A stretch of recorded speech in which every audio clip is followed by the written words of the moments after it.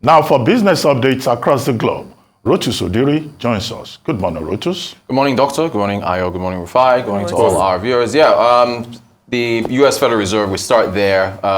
This was already telegraphed. We already knew this was going to happen, that the tightening would continue after taking a break for a moment, the last meeting. So yesterday, they hiked the rate for the 11th time since March of last year. One of the most aggressive rate hike cycles we've seen from the United States to try to temper down inflation. 25 basis points, so the Fed's funds rates between 5.25 to 5.5. They're saying they will take a data, that's Jerome Powell in his press conference yesterday, which, funny enough, a journalist brought up Barbie and Oppenheimer and Taylor Swift tickets to prove that the U.S. consumer is stronger in this period. I loved it. I watched the whole press conference. He says they'll take a data approach to the September meeting to decide whether or not they're going to hike at that time. Inflation target remains 2%. As it's been said, it has come down from a high of 9% all the way down to 3%. That's mostly been due to base effects, right? Taking a direct year-on-year comparison with where prices were last year. So getting from 3 to 2 is going to be where things are going to be pretty tough. He also downplayed the chances of a recession. So that's on the US side. And the stocks pretty much liked it. Next up is the ECB, European Central Bank. They've also telegraphed that they will be raising rates. The market expectation is about 25 basis points. They don't want a surprise of something higher. Core inflation remains pretty sticky in Europe. Big difference between Europe and the United States is that Europe has been, disproportionately exposed to higher energy prices with what's been going on between Russia and Ukraine, and Russia, of course, being the largest supplier of gas to the continent. So that shift has cost them quite a lot, and things have been pretty expensive there. We've also seen purchasing managers index numbers coming out from the different countries on the Eurozone, pretty tough as well. So with Europe, what they're looking at, what Christine Lagarde is looking at is that, okay, we'll possibly hike rates at 25 basis points, but there's the possibility that it could go up to maybe 50. But again, we will see what happens later on today, but the expectation is 25. In Asia, Samsung Electronics, massive drop in operating profits by 95%. They're reporting Korean won, but in dollars, 27 million.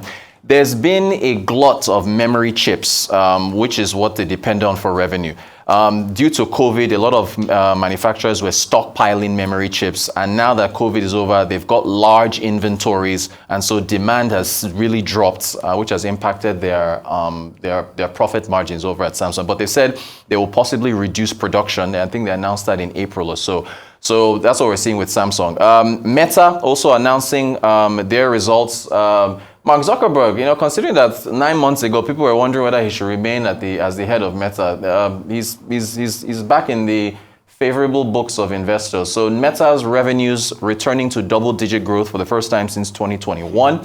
32 billion there, operating income 12% growth there, net income 16% growth, and their ad revenues also rose as well. And it's very interesting. We have a U.S. election coming up, so in terms of ads and in terms of advertising, you're going to be seeing Facebook's, or rather Meta's revenue channels pretty much being healthy going forward. There are reality labs where they've been focusing a lot on the metaverse and all that, and their virtual reality stuff. They've struggled a bit there. Zuckerberg on an earnings call yesterday said that it's still going to be loss-making for now. But if you look at these active users, I mean, these numbers, Meta, Facebook, still the giant. The family apps daily active people, that is their family of apps from Instagram, Facebook, WhatsApp, which all of us use, 3 billion. I mean, when you think about the fact that how many people are in the world? Is it 7 billion or 8? 8 billion. Almost 40% of the world is using these apps. Family monthly active people, 3.8 billion, that's almost 4 billion. Facebook daily active users, 2 billion. Monthly active users, 3 billion. So, and all showing single-digit growth there. So pretty healthy. In the renewable space, Xpeng, their stock on the Hong Kong exchange jumped about 30%. On the news that Volkswagen is going to be investing about $700 million for a 5% stake in the company. They're going to develop about 2 mid-sized electric vehicles that are due in 2026. China really is the focus here, and this is between AI chips and electric vehicles. If you're looking for where to park your money to pay school fees 20 years from now, at least for those of us in my age group, this is where to open up and your portfolio, expose it to at least a portion of it to technology stocks from EVs and AI, because the growth margins are really looking promising going forward, but it's still going to take a bit of time. Look, to Niger, I mean, it's just, with what's going on there, is just heartbreaking. And if you look at the challenges at the economy there, I mean, you folks touched on it already. Bottom 10 poorest nation in the world. Compounding that, they have the highest fertility rate in the world. So they're just reproducing like rabbits, and they don't even have enough, they can't support, I talked about this thing with population and food. Their economy is not diversified. They are landlocked, and about almost 50% is dependent on agriculture. And they are vulnerable to climate change because of the portion of the nation that is in the Sahel, which according to a climate report from 2020 or 2021 says that the temperature is rising by 1.5 to 2 degrees per year. And then there's insecurity, which they are with Libya to the north, northern Nigeria to their south, Chad.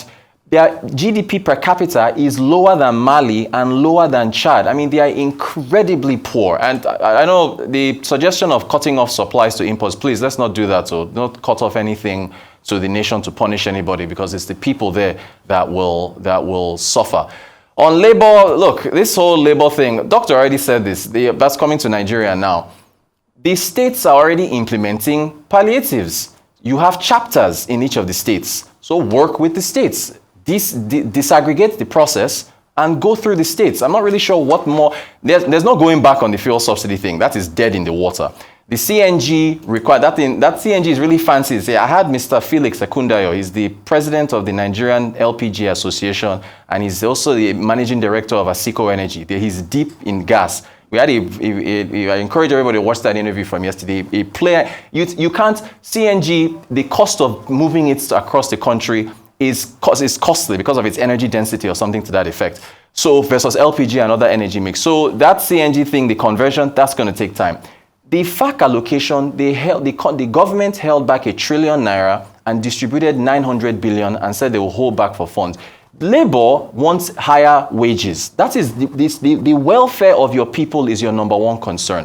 So negotiate with governments to get the FAC allocations to go towards raising minimum wage. It's the same thing that Jerome Powell and Christine Lagarde and other people are facing. This issue of, well, they're in the opposite direction. They say wages are going high too fast, and so they are putting pressure on what is it called, on inflation. All labor has to do just get negotiate a higher wage for your workers, and that's it. You've seen how much we've gotten from the exchange rate factor in oil sales for FAC. So, and then work with the states. Edo State is already doing it. Ogun State is already doing it. Disaggregate and do that. All this extra stuff is a little too much. That's our updates for the globe and Africa. So in all fairness to Labour, I think what has happened is that the government has not planned effectively for this. And let's be realistic. We cannot say, because the states are doing it, there are still some key matters Labour's asked for. Take, for instance, when are the refineries going to work? I thought they said Dangote refinery is going to start producing by August. Are we going to start seeing anything by August? Because if that also comes into play, then the landing cost and some other costs we pay will reduce, and we'll see that effect on petrol price. Yes, I know CNG is quite, expensive and laborious, a process and all of that. But what Labour is just asking for is a great level of accountability. And when you talk about a plan, the government also have a plan. In 2012, when the subsidy was first pulled out, the government had a plan. They saw something called the Subsidy Reinvestment Program, SHRP, that was led by Christopher Colley. That's sort of like a template for the way to go. So these are the things we are saying. Yeah, we know a strike will hurt our economy. NEC has kicked against this. People are losing jobs. The economy is at an all-time low. But we need solutions. That's pure and simple.